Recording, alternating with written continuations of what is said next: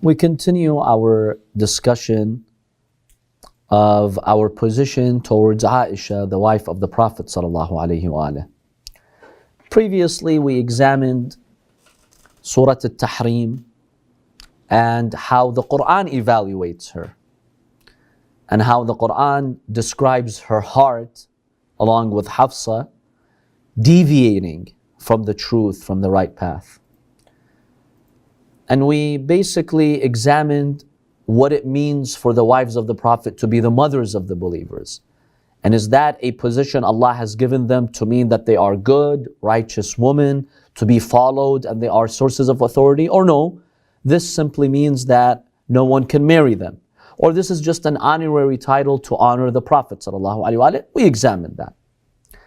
As we continue our evaluation of Ayesha, I'd like to share with you a hadith that has been mentioned in Sunni sources, but there's a lot of discussion on the meaning of this hadith. And for us, this hadith is evidence that Ayesha is not to be followed. Muslim, Sahih Muslim narrates this hadith, and also Bukhari narrate this hadith. So these two top sources have narrated this hadith. So this is the wording of Muslim. خرج رسول الله من بيت عائشة. The Prophet just left the house of Ayesha. Then as the Prophet left the house of Ayesha, he said, رأس الكفر من ها هنا. The base of all disbelief is from here. من حيث يطلع قرن الشيطان. This is where the horn of shaitan shall emerge from. This is where in Muslim.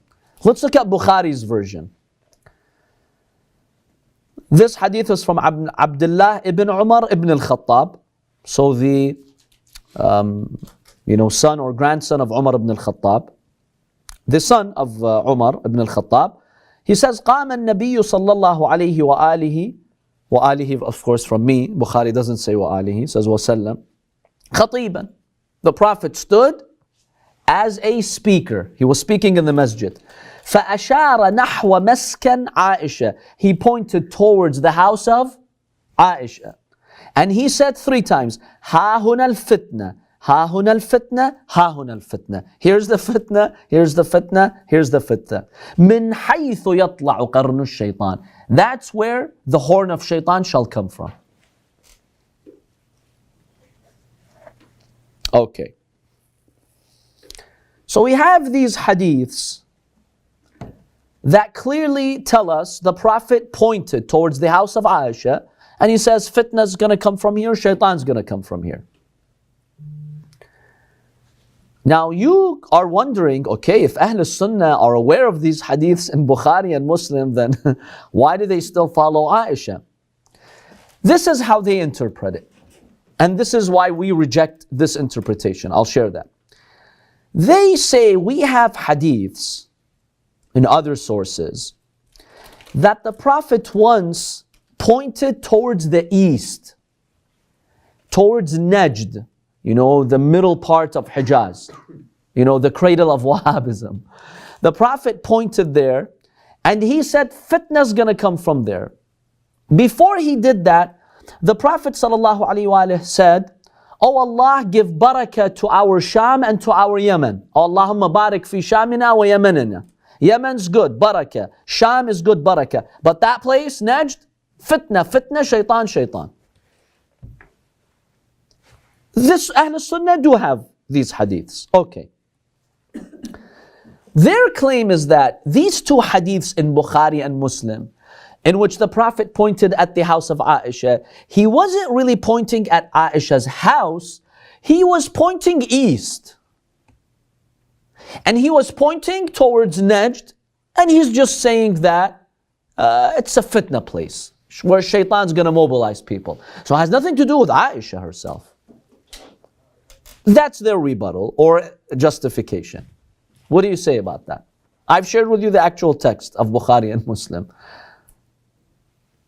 Do we have the context, or do we as Shia agree on the context of the speech? Which is honestly, it's not that clear. Even the hadith, oh Allah, give barakah to our Sham or Yemen, We don't even know if the Prophet really said that. Is this something the Umayyads later made up to give barakah to Damascus and Sham? God knows. True, Najd is a troublesome place. We saw in this era the Wahhabis started from there. So maybe the Prophet said something about Najd. But here's my critical analysis. See, if the Prophet had pointed towards Aisha's house and he would have said, the fitna will come from there. See, what's the difference between this or here and there and that? What's the difference between this and that? This is for the near. That is for what? The far. We have that the same thing as in Arabic, right? Huna wa hunak. Hada wa dhak. Okay. What's the difference between here and there? What's the difference between here and there in English? Here means near, here. There means far.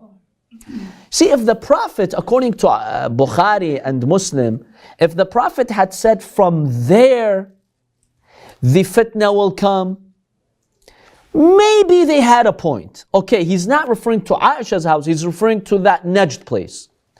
But look at the wording of Bukhari. Muslim says, ha huna. What does huna mean? Here. Bukhari says, ha huna al-fitna, ha huna al-fitna. See, when you're in the Arabic language, when you're referring to some place distant, that's like 1,000 miles away, 500 miles away, you don't say here, you say there. Imagine you're pointing at Mexico and you're trying to say trouble's coming, there. Would you say here is the trouble? You don't say here, you say there. So when the Prophet, according to the testimony of Bukhari and Muslim, gets up on the pulpit, he just came from Aisha's house, he points to Aisha's house and he says, here's the fitna. It's too far-fetched to say he's referring to Najd. You can't get any clearer than that. Here means here, not 500 miles away. So I feel, their rebuttal is really not objective, it's not academic. If the Prophet said there, they had a point. Okay, maybe they could get away with that justification. But when he said here, it's too difficult to apply it to a faraway place. Yes? But Said, when they put the hadith in the Sahih Bukhari or Muslim, did they not know the Arabic language to see that difference? See, the narrator narrated the hadith. Later on, maybe by analyzing it, they got stuck with the analysis, or they didn't know how to analyze it. Sometimes hadiths are written later on, it creates problems because some people come, they object, they read the hadith like, what's going on? So these fine things, maybe they missed them. Now I'm presenting you this argument. Try to be as objective and unbiased as you can. Don't you feel if the Prophet comes out and he points towards a room and he says the fitna's from here, is he really referring to like a far away distant place? Or it's clearer that he's referring to this place here? I feel like saying, why does the Prophet always have to speak in code? There's always kind of vague or blurry, it's either. First of all, maybe the Prophet spoke clearly. The companions who narrated it had to make it a little bit more politically correct. Or sometimes, remember, Allah tests us. The Prophet gives hints for the ones who wants the hint. But maybe he didn't go too explicit because it's a trial. Remember, the Prophet could have just excommunicated all the hypocrites. It's a trial. So the Prophet says the truth in a way that the one who really wants the truth will understand it. But sometimes maybe he doesn't go too explicit because he wants to maintain that balance of a trial and a test. So I've shared with you these two hadiths about Aisha. So if someone asks you as a follower of Ahlul Bayt, why don't you respect Aisha? Meaning, why don't you follow her? Okay, I have proof from your Bukhari and Muslim that fitna's from her house, shaitan's from her house. Why should I follow someone whom my Prophet said, pointing at her house, that fitna's from here? Now you have a different explanation. This means, 500 miles away. Ahlan wa sahlan. You're entitled to your opinion. But don't blame me for having a stance towards her. I have a different interpretation. I believe the Prophet was pointing at her house. And he said, huna. Here means here, doesn't mean there. It's clear to me. It's not clear to you? Fine. But it's clear to me. So don't attack me. if I'm not following Ayesha? Why should I follow Ayesha when there is a likelihood that the Prophet says the fitna is going to come from her house? I'm not going to follow somebody who's the source of fitna. Subhanallah. Days after that, she became the source of fitna. She left that house, she went and mobilized a massive army against Imam Ali, she split the Muslim Ummah. So when did that happen? That specific narration? You mean when did the Prophet say the fitna from here? Well, it's not mentioned in the hadith when that was, but this was in Medina, basically towards the latter part of the Prophet's life, after his wives had rooms and Ayesha had her room. So we don't have an exact date, but it's sometime before the Prophet passed away, sallallahu alaihi wasallam. Do we have anything similar to this in our hadith? We do, but we're just bringing from their sources, that you have in your books. We have more in our sources. Do we have the same one? Which is A similar wording, yeah, we have similar wording. So this is in Bukhari and Muslim. I mean, Bukhari's version is just, I don't know how anyone can dispute that. I'll read it to you again. This is the book of Bukhari. In the chapter on al-jihad wa sayr, jihad and traveling. An Abdullah ibn Umar. And who's narrating this? Not some Shia companion or a companion who leans towards the Imams. No. This is from Abdullah ibn Umar, the son of Umar ibn al-Khattab. He said, قام النبي صلى الله عليه وآله خطيبا. He stood as a speaker. فأشار نحو مسكن عائشة. He pointed towards the room, the house. Maskan means place where you live, of Ayesha. And he said, ها هنا الفتنة, ها هنا الفتنة, ها هنا الفتنة. Here, not there. Here's the fitna, here's the fitna, here's the fitna. طيب, if you're referring to 500 miles away, you don't say here, here, here. You say there at least. The answer 4, what is the name of it?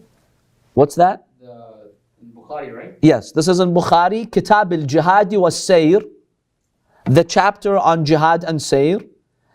And basically, this is under the sub-chapter of Azwaj al-Rasul, about the wives of the Prophet.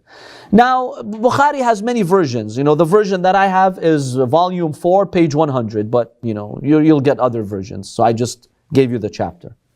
So you said, does this say in the hadith where Some hadith numbering, sometimes they number the hadiths of Bukhari. If you go by that numbering, according to some editions, it's hadith 3104. 104. Yes, does bro. it say where the Prophet was? He wasn't, they said giving a speech. Yeah, in the masjid. So it's a given that he's in his masjid. And remember, Aisha's house is just across, because the rooms of the Prophet were on the border of the mosque. So he says he came out and he pointed towards the house of Ayesha and he said, here, here, here is the fitna. Another rebuttal that Ahl Sunnah have come up with is, well, the narrator got it wrong.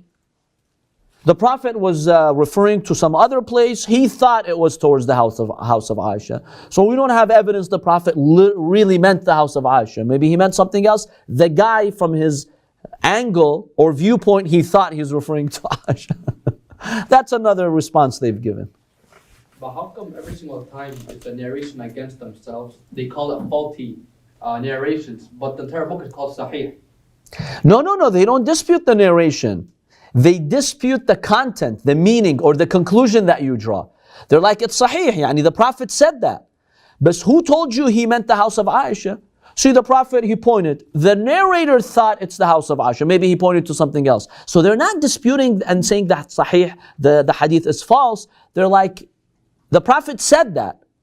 But it's the narrator's impression that he meant the house of Ayesha. Maybe the Prophet meant something else. Maybe. We don't know. So it's just another, way that they've tried to justify the hadith. So they don't reject the hadith, they just give it a different interpretation. So now I've shared with you these two hadiths. Like, what is your honest, unbiased opinion? Like, step outside the sectarian discussions now, and you have this hadith, and the Ahl Sunnah, their rebuttal. Allahumma barik fi Shamina, Yemenina, Najd is the, there will be problems from Najd. And what do you make of these two hadiths? I feel it's hard to judge without knowing the context of it. We don't have context. This is what we have. Or like the other It's not very clear. The son of Umar ibn al-Khattab, all he says is, he came, He pointed at the house of Aisha, says fitna, fitna, fitna. But other people who narrated, did they also mention he pointed towards the house of Aisha, or did they mention? See, Muslim says, خرج من بيت Aisha. He just left the house of Aisha, and he says, the base of kufr is from here. So we've got two versions in which somehow the house of Aisha is involved. So we don't have an exact context, but we've got these clues. So what do you make of it? So our position, we don't have anything personal against Ayesha, but, we're not going to follow someone whom the Prophet warned about the fitnas that would come her way. Yes. I mean, he not only warned, he warned, and in the hadith it says that it's a warning, and later on it happened. It happened, exactly. See, it fits very well with the historical records. We'll examine that in our next class, inshallah. Quran says, sit in your homes, you wives of the Prophet. Sit. Don't get involved in these matters. She violated that. She mobilized an army against the rightful Khalifa. You guys believe he's the Khalifa Rashid. He's one of the four. She mobilized an army to kill Ali ibn Abi Talib.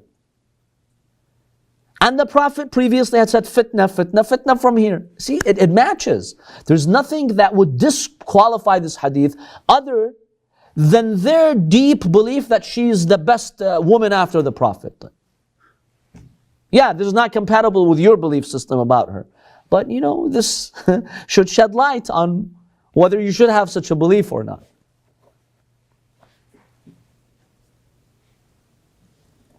So in any case, the way that they've tried to interpret the hadith, he was referring to east, not, the house of Aisha.